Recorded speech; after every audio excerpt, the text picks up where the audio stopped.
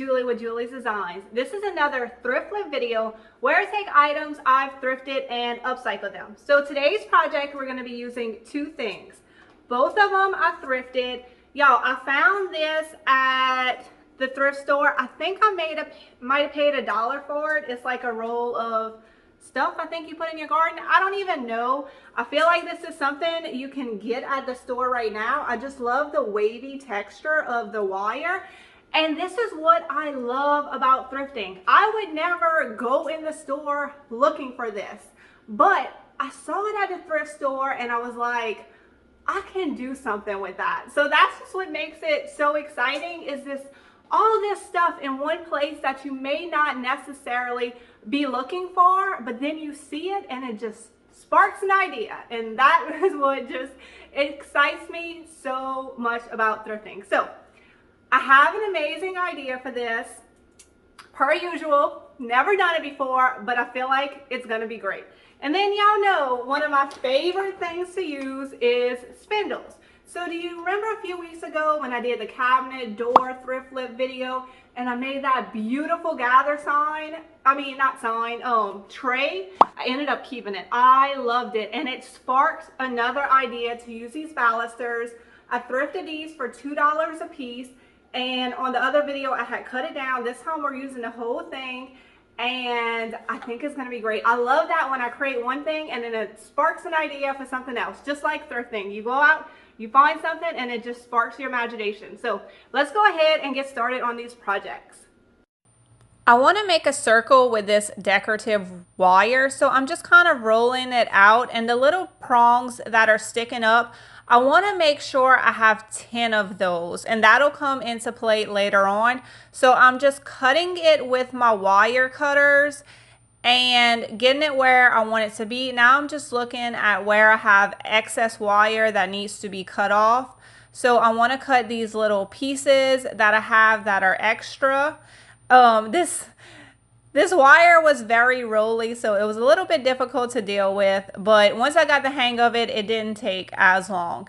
And now I want to attach my piece together to make a perfect circle. I'm just going to use a little twist tie for now, just to help keep it together while I add the extra wire on.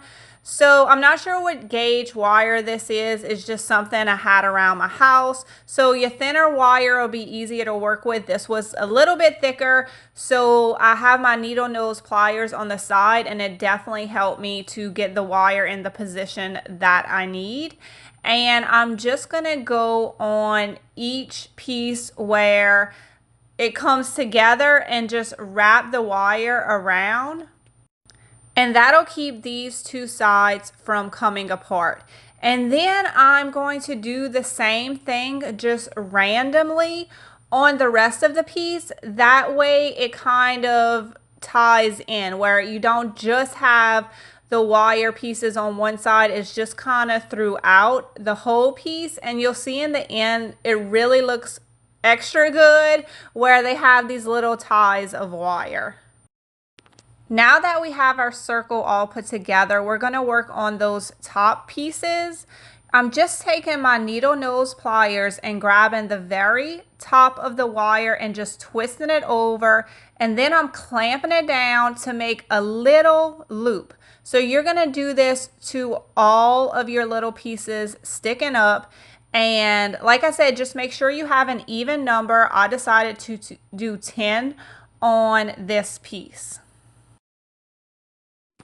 Now you're going to cut a longer piece of wire and put it through all the little loops you just made, creating a circle around the top of this piece. And then where your two wires meet, you're just going to tie it up just like you did all the other little wires. Next, you want to cut 5 pieces of wire approximately the same size. We are going to take those pieces of wire and thread them through our loops from one side to the opposite side. So you want to do that. That's why you have 5. So you're going to put 1 piece of wire through 2 hoops that are on the opposite side of each other. Y'all understand what I'm saying? And then I'm going to take that twist tie again and just tie the middle together just to keep it in place while I do this next step. We're going to go back and permanently secure it with a wire at the end, but just for this step, so everything's still movable, I just want to use a twist tie. Now I'm going to start going around the circle and just take that extra wire that's hanging out and just wrap it around to secure it in place. I am not going for perfection here. The wire that I bought from the thrift store is kind of wavy, so I'm okay if the wire I am adding to it is also a little wavy. I want it to have this very handmade look. So even when I'm creating these little knots to keep the wire in place, like, I'm okay if it doesn't look perfect. We are definitely going for a handmade look on this one, and I can't wait for y'all to see the final product. This one turns out so good. Just don't forget at the end to replace the twist tie with a permanent piece of your wire. If you haven't figured it out yet, we are making an adorable little wire cloche. So now my wire from the thrift store was green, my new wire was silver. Now we got to bring this piece all together. I'm using Rust-Oleum spray paint in the color black, and I'm going to cover up all this wire so it is all the same color. After the spray paint has dried, I want to give it a rusty look. So to achieve this effect, I'm going to be using Waverly chalk paint in the color ink, and I'm just going to kind of glob it on in different places, and then I'm going to go back and sprinkle cinnamon on it. And this creates a really amazing, authentic looking rust effect. So you can add, you can take away, even after you add the cinnamon on. If it's a little bit too rusty for you, then you can go back with a little bit of black. It's just whatever you want. And I kind of like to layer it on there, like do a few layers of this, because the more texture it has, the more authentic it looks. So it just depends what look you are going for. For me, the rustier, the crustier, the better. And I actually ended up having enough wire to make 4 of these cloches. So I did 2 big ones that I had 10 prongs sticking up, and then I did 2 smaller ones with 8 prongs sticking up. And let me know what y'all think about this project. I just feel like the video just doesn't do it justice. These look so cute in person. I absolutely love them. Once the paint is dry, I'm going to seal them with a few coats of clear sealer.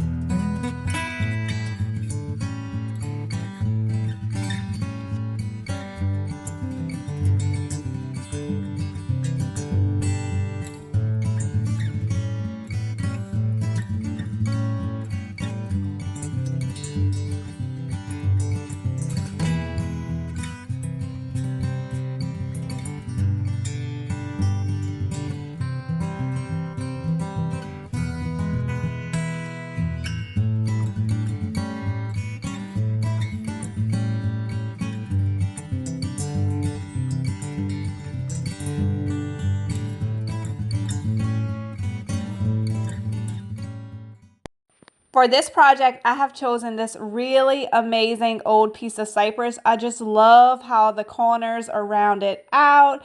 There's a few nail holes. It's so pretty, but there is a big crack down the middle. Although it's not cracked in half, I definitely want to secure it in place. So I'm using these 2 pieces of 5mm underlayment.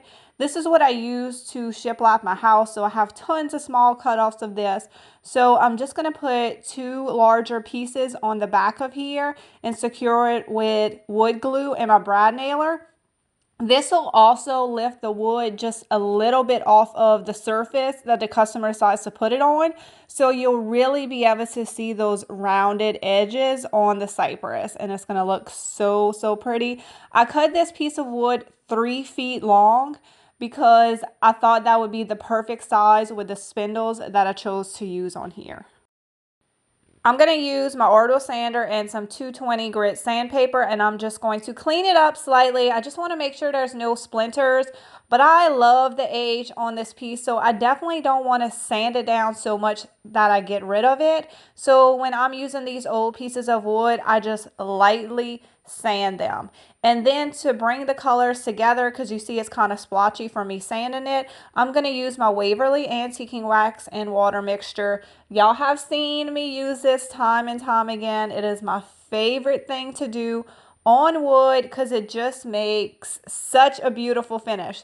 Now you can do this with any color that you want. Like maybe I should have went with a gray and kind of kept the gray look of this, but I'm just more partial to brown. But just keep that in mind that you can do this with any color. So if you love a gray wash, you put some gray paint with some water and you can do a gray wash. Like I said, I just love the look that the antiquing wax gives it. I think it's the perfect antique brown in a very matte finish. It's going to dry much lighter than this.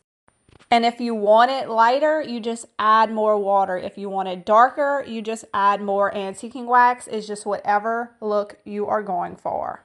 While our board dries, let's put our spindle handles together. So I want to use the entire length of this spindle, and I have cutoffs from the gather tray because I just use the spindle part and cut off the square part. So I just cut the squares down to the size that I wanted to lift up the spindle.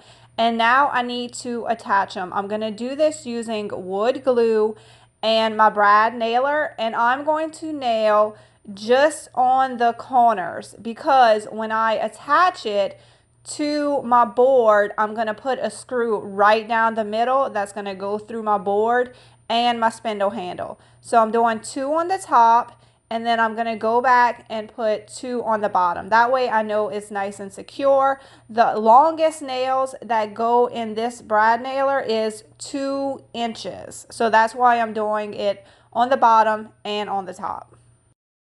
The color on these spindles aren't awful, but I want to go with a little bit brighter white. So I'm using DIY paint in the color White Swan. I'm just going to put 1 light coat on these because I do want to go back and distress them. And honestly, y'all, this paint is thick and it really only took 1 coat to cover these spindles.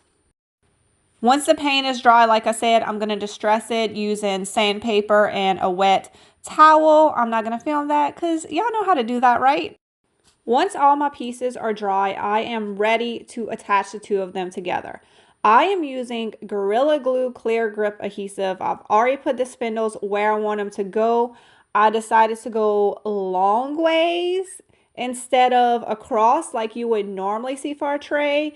I just thought this would be so cute just on a long table or a buffet table. It would just be a little bit of a different look. So the reason I am using Gorilla Glue is because this piece of board is very rustic, and I find Gorilla Glue works so much better than wood glue if I do not have a smooth surface. So I'm gluing them on, and then I'm going to clamp them to my wood and let them dry for 24 hours. I could screw the whole thing together now, but if my pieces move and they aren't even, it's going to drive me totally insane. So I'm just going to take the time to do it this way. So that way the pieces are glued together. It's the next day now. I'm taking my clamps off, and I'm going to turn my piece over. My spindles are going to stay exactly where I want them. I'm going to take a drill bit and I'm going to drill a hole. It's easy enough to eyeball exactly where your handles are. And I'm going to use this 3 and a half inch screw. So this screw is long enough to go through all 3 boards. It's going to go through my tray, it's going to go through my spindle, and it's going to go through that little piece that I'm using to lift up the spindle. And this, along with the glue, will keep it in place. I love how this piece came out. It is totally my style, something I would definitely put in my house. Actually, I styled it in my dining room. I love this so much. Y'all let me know what y'all think.